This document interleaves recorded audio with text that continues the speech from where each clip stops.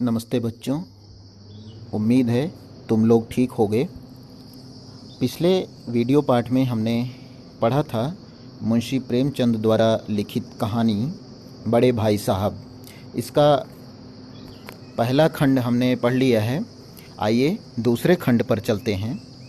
पिछले video part में हमने देखा था कि जब भी लेखक की गलती मिलती थी तो उसका बड़ा भाई उसे डांटता था, उसे सही रास्ते पर लाने की कोशिश करता था और लेखक को भी अपने गलती का एहसास था, उसे अपराध बोध होता था कि हाँ उसने गलती की है। और आनंद फानन में वह फैसला करता था कि वह टाइम टेबल बनाएगा और उस टाइम टेबल का पालन करेगा। लेकिन खेल कूद का आकर्षण उसे पढ़ने लिखने नहीं देता है, वह चाह कर भी खेल कूद को छोड़ नहीं पाता है। आइए आगे बढ़ते हैं। कहते हैं सालाना इम्तिहान हुआ, बड़े भाई साहब फेल हो गए, मैं पास हो गया और दर्जे में प्रथम आया। कहते हैं कि सालाना परीक्षा हुई और जो कि मेरे बड़े भाई साहब हमेशा पढ़ते लिखते रहते थे और दुर्भाग्य से वे फेल हो गए, लेकिन मैं पास हो गया। केवल पास ही नहीं, मैं दर्जे में अपनी कक्षा में प्रथम आया। मेरे और उनके बीच में केवल 2 साल का अंतर रह गया। अब चूंकि मैं पास हो गया था और वे फेल हो गए थे, जिसका परिणाम ये हुआ कि उनके और मेरे बीच में केवल 2 कक्षाओं का अंतर रह गया। पहले जो अंतर 3 कक्षाओं का था वह अब 3 कक्षाओं का जो पहले अंतर 3 कक्षाओं का था वह अब केवल 2 कक्षाओं का रह गया। जी मैं आया भाई साहब को आड़े हाथ लूँ। आपकी वह घोर तपस्या कहाँ गई? मुझे देखिए, मज़े से खेलता भी रहा और दर्जे में अव्वल भी हूँ। तय कि मेरे मन में मन में एक विचार आया कि बड़े भाई साहब को आड़े हाथ लूँ, उनसे पूछूं कि जो आप हमेशा मुझे डांटते रहते थे वह आपकी घोर तपस्या कहाँ गई। मुझे देखिए, मैं खेलता भी रहता था, लेकिन मैं खेलते कूदते रहने के बावजूद अपनी कक्षा में प्रथम आ गया। यह विचार मेरे मन में आया कि उनसे ये सब पूछूं, लेकिन वह इतने दुखी और उदास थे कि मुझे उनसे दिली हमदर्दी हुई और उनके घाव पर नमक छिड़कने का विचार ही लज्जास्पद जान पड़ा। लेकिन फिर मेरे मन में विचार आया कि मेरे बड़े भाई साहब दुखी हैं, फेल हो जाने से उदास होंगे, इसलिए उनसे हमदर्दी होने लगी और उनके घाव पर नमक छिड़कने का जो विचार मेरे मन में आया उससे अपने आप को ही लज्जा होने लगी। मुझे खुद को शर्म आने लगी कि मैं ऐसा कैसे सोच सकता हूँ। हाँ, अब मुझे अपने ऊपर कुछ अभिमान हुआ और आत्मसम्मान भी बढ़ा। कहते कि हाँ, उनके फेल होने और मेरे पास हो जाने से मुझे अपने ऊपर थोड़ा सा गर्व महसूस होने लगा और अपने आप के लिए सम्मान भी बढ़ गया। भाई साहब का वह रौब मुझ पर न रहा। रौब मतलब अधिकार। जिस अधिकार से पहले वे मुझे डांटते थे वह अधिकार अब नहीं रहा। आज़ादी से खेल कूद में शरीक होने लगा। अब मैं और आज़ादी से और स्वच्छंद होकर के खेल कूद में शामिल होने लगा। शरीक होने लगा मतलब शामिल होने लगा। दिल मजबूत था। अगर उन्होंने फिर मेरी फजीयत की तो साफ कह दूंगा, आपने अपना खून जलाकर कौन सा तीर मार लिया। मैं तो खेलते कूदते दर्जे में अव्वल आ गया।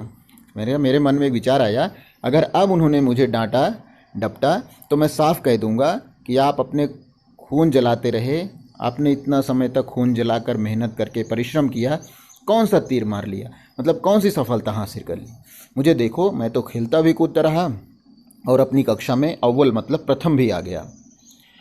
जुबान से यह हेकड़ी जताने का साहस न होने पर भी मेरे रंग ढंग से साफ जाहिर होता था कि भाई साहब का वह आतंक मुझ पर नहीं था। कहते कि यह सब मैं जुबान से नहीं कह सकता था। जो मैं सोच रहा था कि उनसे मैं पूछ लूं, अगर अब मेरी फजीहत करेंगे, मुझे अपमानित करेंगे, तो मैं उनसे पूछ लूँगा कि अब आपने बहुत पढ़ करके क्या तीर मार लिया। लेकिन मैं इसे कह ना सका। हालांकि मेरे बात व्यवहार से, रंग ढंग मतलब बात व्यवहार से यह साफ पता चलता था कि भाई साहब का आतंक, अब मैं भाई साहब से उतना नहीं डरता था जितना पहले। भाई साहब ने इसे भांप लिया। भांप लिया मतलब अनुमान लगा लिया। कहते हैं भाई साहब ने इसका अनुमान लगा लिया कि अब मैं उनसे कम डरने लगा हूँ। उनकी सहज बुद्धि बड़ी तीव्र थी। और एक दिन जब मैं भोर का सारा समय गुल्ली डंडा की भेंट करके ठीक भोजन के समय लौटा तो भाई साहब ने मानो तलवार खींच ली और मुझ पर टूट पड़े। कहते हैं कि एक दिन जब मैं अपना सारा समय गुल्ली डंडा की भेंट करके, सारा समय गुल्ली डंडा में बर्बाद करके मैं भोजन के समय लौटा तो भाई साहब ने मानो मुझ पर तलवार खींच ली, मुझ पर पिल पड़े, मुझे डांटने लगे। उन्होंने कहा, देखता हूँ इस साल पास हो गए और दर्जे में अव्वल आ गए तो तुम्हें दिमाग हो गया है, मगर भाईजान घमंड तो बड़े बड़ों का नहीं रहा, तुम्हारी क्या हस्ती है। इतिहास में रावण का हाल तो पढ़ा ही होगा, उसके चरित्र से तुमने कौन सा उपदेश लिया, या यूं ही पढ़ गए। महज इम्तिहान पास कर लेना कोई चीज़ नहीं, असल चीज़ है बुद्धि का विकास। जो कुछ पढ़ो उसका अभिप्राय समझो। रावण भूमंडल का स्वामी था, ऐसे राजाओं को चक्रवर्ती कहते हैं। आजकल अंग्रेज़ों के राज्य का विस्तार बहुत बढ़ा हुआ है, पर उन्हें चक्रवर्ती नहीं कह सकते। संसार में अनेक राष्ट्र अंग्रेज़ों का आधिपत्य स्वीकार नहीं करते, बिल्कुल स्वाधीन हैं। रावण चक्रवर्ती राजा था। संसार के सभी महीप महीप मतलब राजा उसे कर देते थे। बड़े बड़े देवता उसकी गुलामी करते थे। आग और पानी के देवता भी उसके दास थे, मगर उसका अंत क्या हुआ।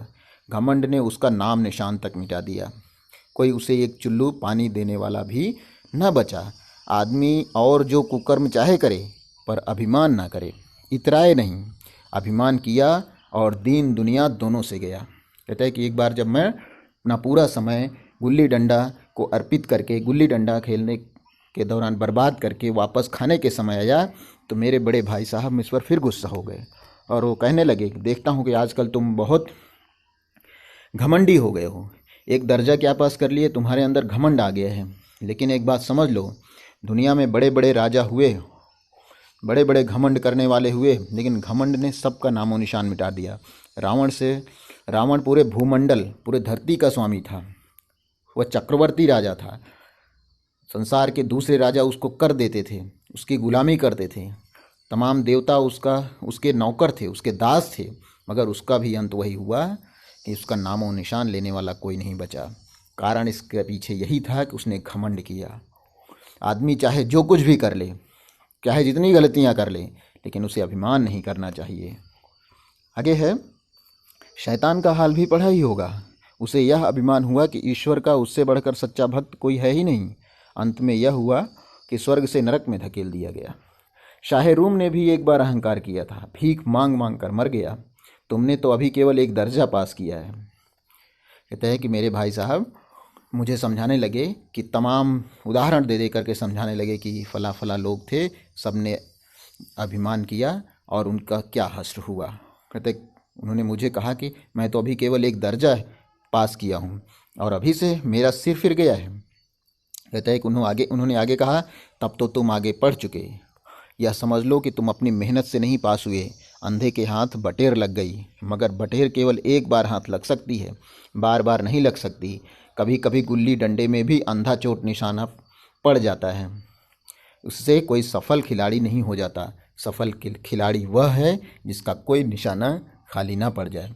कहते हैं कि मेरे भाई साहब मुझे समझाते रहे कि मेरे हाथ, अंधे के हाथ बटेर लग गई है, मुझे ऐसे ही तुक्के से सफलता प्राप्त हो गई। मैं कोई पढ़ लिख करके पास नहीं हुआ हूँ और ये तुक्का केवल एक आध बार लग जाता है, बार बार नहीं।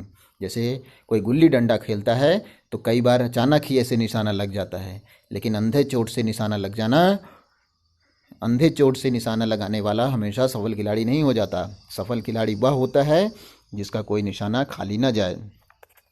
मेरे फेल होने पर मत जाओ, मेरे दर्जे में आओगे तो पसीना आ जाएगा। कहते हैं मेरे भाई साहब मुझे समझा रहे हैं कि मैं फेल हो गया, इस पर मत जाओ। जब तुम मेरी कक्षा में आओगे तब पता चलेगा पढ़ाई क्या मतलब है, पढ़ाई का मतलब क्या है। जब अलजबरा और ज्योमेट्री के लोहे के चने चबाने पड़ेंगे।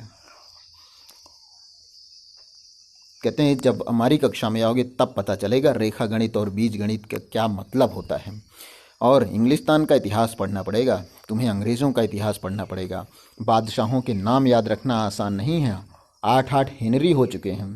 कहते हैं जब मेरी कक्षा में आओगे तब पता चलेगा पाठ्यक्रम कितना विस्तृत होता है। रेखा गणित, बीज गणित, इतिहास, कई कई राजाओं के नाम याद करने पड़ेंगे। यहाँ तक कि एक ही नाम के 8-8 राजा हुए हैं, 8-8 हेनरी एक ही नाम के हुए, 8-8 हेनरी नाम के 8-8 राजा हो गए हैं। तब याद रखना पड़ेगा कि कौन सा कांड, कौन सी घटना किस हेनरी के समय में हुई थी। क्या यह सब याद कर लेना आसान समझते हो? हेनरी 7वें की जगह हेनरी 8वां लिख दिया तो सब नंबर गए। कहते हैं कि परीक्षा में जो घटना हेनरी 7वें के समय में हुई थी, अगर वह प्रश्न में आता है और उस हेनरी 7वें की जगह आपने हेनरी 8वां लिख दिया तो सब नंबर गए, सफाचट, सिफर भी ना मिलेगा, ज़ीरो भी ना मिलेगा, शून्य भी ना मिलेगा। हो किस ख्याल में? दर्जनों तो जेम्स हुए हैं, दर्जनों विलियम, कौड़ियों चार्ल्स, दिमाग चक्कर खाने लगता है, आंधी रोग हो जाता है। इन अभागों का नाम भी न जुड़ते थे। एक ही नाम के पीछे दोयम, सोयम, चहारम, पंचम लगाते चले गए। मुझसे पूछते 10 लाख नाम बता देता। कहते हैं कि इतिहास में इतने नाम हुए हैं कि एक ही नाम के कई लोग पाए गए हैं जिनसे जुड़ी घटनाएं अपने पढ़नी पड़ती हैं, याद करनी पड़ती हैं। कहते हैं इन लोगों को अलग अलग नाम भी रखना नहीं आया। अगर मैं होता तो 10 लाख नाम बता देता रखने के लिए। आगे है, और ज्योमेट्री तो बस खुदा ही पना। अ ब ज की जगह अ ज ब लिख दिया और सारे नंबर कट गए। कहते हैं ज्योमेट्री जो हम पढ़ते हैं उसका तो खुदा ही मालिक है। अ ब ज जहाँ में लिखना है, अगर हमने अ ब ज की जगह पर अ ज ब लिख दिया, एक अक्षर इधर से उधर हुआ, सारे नंबर कट गए। कोई इन निर्दयी मुमतहिनों से नहीं पूछता कि आखिर अ ब ज और अ ज ब में क्या फ़र्क है, और व्यर्थ की बात के लिए क्यों छात्रों का खून करते हो? दाल भात रोटी खाई या भात दाल रोटी खाई, इसमें क्या रखा है? मगर इन परीक्षकों को क्या परवाह, वो तो वही देखते हैं जो पुस्तक में लिखा है। चाहते हैं कि लड़के अक्षर अक्षर रट डालें, और इसी रटंत का नाम शिक्षा रख छोड़ा है। और आखिर इन बेसिर पैर की बातों के पढ़ने से क्या फ़ायदा? यहाँ पर लेखक शिक्षा व्यवस्था पर सवाल उठाता है कि बनी बनाई किताबों में जो उत्तर लिखा है वही उत्तर जैसा का तैसा लिख देना ही शिक्षा नहीं है। कहता है कि ये आज की शिक्षा व्यवस्था की विडंबना है कि रटंत विद्या को ही शिक्षा मान लिया गया है। कहता है कि ऐसा पढ़ने से क्या फ़ायदा? इस रेखा पर वह लंब गिरा दो तो आधार लंब से दुगना होगा। पूछिए इससे प्रयोजन, इसका क्या फ़ायदा है? दुगना नहीं चौगुना हो जाए या आधी रह जाए मेरी बला से, लेकिन परीक्षा में पास होना है तो यह सब खुरापात याद करनी पड़ेगी। कहते हैं कि शिक्षा व्यवस्था में, शिक्षा के पाठ्यक्रम में बहुत सारी चीज़ें ऐसी हैं जिनका कोई मतलब नहीं है, जिनका वास्तविक जीवन से कोई लेना देना नहीं है, लेकिन अगर परीक्षा में अच्छे अंकों से पास होना है तो ये सब खुरापात या ये सब याद करना पड़ेगा। कह दिया समय की पाबंदी पर एक निबंध लिखो जो 4 पन्नों से कम ना हो। अब आप कॉपी सामने खोलें, कलम हाथ में लिए, उसके नाम को रोइए। कौन नहीं जानता कि समय की पाबंदी बहुत अच्छी बात है। इससे आदमी के जीवन में संयम आ जाता है, दूसरों को उस पर स्नेह होने लगता है और उसके कारोबार में उन्नति होती है। लेकिन इस जरा सी बात पर 4 पन्ने कैसे लिखें? फिर वह शिक्षा व्यवस्था पर प्रश्न उठाता है कि कई बार प्रश्न आता है कि समय की पाबंदी पर एक निबंध लिखो जो 4 पन्नों से कम ना हो। कहते हैं कि एक समय की पाबंदी पर निबंध लिखने को कहा जाता है और कहा जाता है कि 4 पन्नों से निबंध कम नहीं होना चाहिए। नहीं, ये तो सबको पता है कि समय की पाबंदी बहुत ज़रूरी है। जो समय का पाबंद होता है, समय का पालन करता है, वही सफलता प्राप्त करता है, कारोबार में उन्नति प्राप्त करता है, लोग उसे पसंद करते हैं। कहते हैं अब इतनी छोटी सी बात पर 4 पन्ने क्यों लिखें, कैसे लिखें? जो बात एक वाक्य में कही जा सके उसे 4 पन्नों में लिखने की ज़रूरत, मैं तो इसे हिमाकत कहता हूँ। यह तो समय की किफ़ायत नहीं बल्कि उसका दुरुपयोग है कि व्यर्थ में किसी बात को ठूंस दिया जाए। हम चाहते हैं कि आदमी को जो कुछ कहना हो चटपट कह दे और अपनी राह ले, मगर नहीं, आपको 4 पन्ने रंगने पड़ेंगे, चाहे जैसे लिखिए, और पन्ने भी पूरे फुल स्केप आकार के। यह छात्रों पर अत्याचार नहीं तो और क्या है? अनर्थ तो यह है कि कहा जाता है संक्षेप में लिखो। समय की पाबंदी पर संक्षेप में ये निबंध लिखो जो 4 पन्नों से कम ना हो। ठीक, संक्षेप में तो 4 पन्ने हुए, नहीं शायद 100-200 पन्ने लिखवाते। कहते हैं कि ऐसे शिक्षा व्यवस्था की यह भी विडंबना है कि जो चीज़ें संक्षेप में लिखने के लिए कही जाती हैं, जो 4-4 पन्ने के लिए लिखने को कही जाती हैं, अगर संक्षेप में ना होता तो 100-200 पन्ने लिखवाते। कहते हैं तेज़ भी दौड़िए और धीरे भी। कहते हैं कि हमारी शिक्षा व्यवस्था आज मांग करती है कि तेज़ भी दौड़िए और धीरे धीरे भी। उल्टी बात है या नहीं? बालक भी इतनी सी बात समझ सकता है, लेकिन इन अध्यापकों को इतनी तमीज़ भी नहीं। उस पर दावा है कि हम अध्यापक हैं, मेरे दर्जे में आओगे लाला तो ये सारे पापड़ बेलने पड़ेंगे, और तब आटे दाल का भाव मालूम होगा। इस दर्जे में अव्वल आ गए हो तो ज़मीन पर पाँव नहीं रखते, इसलिए मेरा कहना मानिए, लाख फेल हो गया हूँ तुमसे, लेकिन तुमसे बड़ा हूँ। संसार का मुझे तुमसे कहीं ज़्यादा अनुभव है। जो कुछ कहता हूँ उसे गिरह बांधिए, नहीं पछताइएगा। यहाँ पर लेखक के बड़े भाई साहब शिक्षा व्यवस्था पर सवाल उठाते हैं, एक खाका खींचते हैं कि जब मेरी कक्षा में आओगे तो इतना परिश्रम करना पड़ेगा। तब अब जो तुम तुक्के से पास हो गए हो, बस ऐसे ही पास हो गए हो बिना पढ़े लिखे, तब अगली कक्षा में जब मेरी कक्षा में आओगे तब तुम्हें ये सब विद्या काम नहीं आएगी। तब तुम्हें गंभीरता पूर्वक पढ़ना पड़ेगा, नहीं तो पछताना ही पड़ेगा। तब आटे दाल का भाव मालूम पड़ेगा, तब वास्तविकता का पता चलेगा। इस दर्जे में तुम भले ही अव्वल आ गए हो, लेकिन ज़मीन पर पाँव रखिए, ज़्यादा उड़िए मत, ज़्यादा अभिमान ना करिए। इसलिए मेरा कहना मानिए, मैं भले फेल हो गया हूँ, लेकिन मैं तुमसे बड़ा हूँ और संसार को देखने का मेरा नज़रिया कुछ विशेष है, तुमसे ज़्यादा अनुभवी हूँ। इसलिए जो कुछ मैं कहता हूँ उसको गिरह बांधिए, उसको गांठ बांध लीजिए, नहीं तो बाद में बहुत पछताना पड़ेगा। फिर लेखक कहता है, स्कूल का समय निकट था, नहीं ईश्वर जाने यह उपदेश माला कब समाप्त होती। भोजन आज मुझे निस्वाद सा लग रहा था। जब पास होने पर यह तिरस्कार हो रहा है तो फेल हो जाने पर तो शायद प्राण ही ले लिए जाएं। भाई साहब ने अपने दर्जे की पढ़ाई का जो भयंकर चित्र खींचा था उसने मुझे भयभीत कर दिया। स्कूल छोड़कर घर नहीं भागा, यही ताजुब है, लेकिन इतने तिरस्कार पर भी पुस्तकों में मेरी अरुचि ज्यों की त्यों बनी रही। कहते हैं कि जब ये उपदेश माला चल रही थी, जब भाई साहब मुझे समझा रहे थे, उस समय स्कूल का समय निकट था, स्कूल लगने वाला था और हमें स्कूल जाना था, नहीं तो पता नहीं कब तक भाई साहब हमें उपदेश देते रहते। आज मुझे भोजन भी कुछ अच्छा नहीं लग रहा था, कोई स्वाद नहीं आ रहा था। जब कहते हैं कि जब मैं पास हो गया उसके बावजूद मेरा तिरस्कार इस भांति हो रहा है, कहीं अगर मैं फेल हो गया होता तब तो मुझे पता नहीं कितनी बड़ी सज़ा मिलती। कहते हैं कि यही नहीं, भाई साहब ने अपने दर्जे अपनी कक्षा की पढ़ाई का जो भयंकर एक विस्तृत खाका, एक चित्र बताया कि ऐसे ऐसे पढ़ाई करनी पड़ेगी, ये चीज़ें पढ़नी पड़ेंगी, उसने मुझे डरा दिया। बस यही समझ लो कि मैं स्कूल छोड़कर घर नहीं भागा, यही ताजुब है। नहीं तो इसने तिरस्कार पर भी पुस्तकों में मेरी अरुचि ज्यों की त्यों बनी रही। भाई साहब ने भले ही मेरा तिरस्कार किया, बहुत कुछ समझाए, लेकिन पुस्तकों में रुचि मेरी अभी भी जागृत नहीं पनपी। पुस्तकों के प्रति अभी भी मेरे मन में कोई रुचि उत्पन्न नहीं हुई। खेल कूद का कोई अवसर हाथ से न जाने देता, पढ़ता भी मगर बहुत कम। कहता है खेल कूद का कोई भी अवसर होता मैं उसे जाने नहीं देना चाहता था, जाने नहीं देता था, पढ़ता भी लेकिन बहुत कम। बस इतना कि रोज़ टास्क पूरा हो जाए और दर्जे में जलील ना होना पड़े। कहते हैं कि मैं इतना ही पढ़ता था कि कक्षा में जा कर के अध्यापक के सामने, अन्य बच्चों के सामने मुझे जलील, शर्मिंदा ना होना पड़े।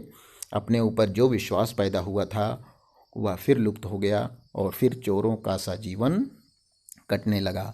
लेखक कहता है कि अपने दर्जे में पास होकर के, अपने दर्जे में अव्वल आने के बाद अपने ऊपर जो विश्वास पैदा हुआ था, भाई साहब के तिरस्कार, भाई साहब के डांट डपट, भाई साहब के समझाइश के बाद वह विश्वास फिर गायब हो गया और फिर पूर्ववत जीवन चलने लगा। जैसे चोरों का जीवन होता है वैसा जीवन मेरा कटने लगा। इस वीडियो में हम इतना ही पढ़ते हैं, इसके आगे की घटना हम अगले वीडियो में देखेंगे। धन्यवाद।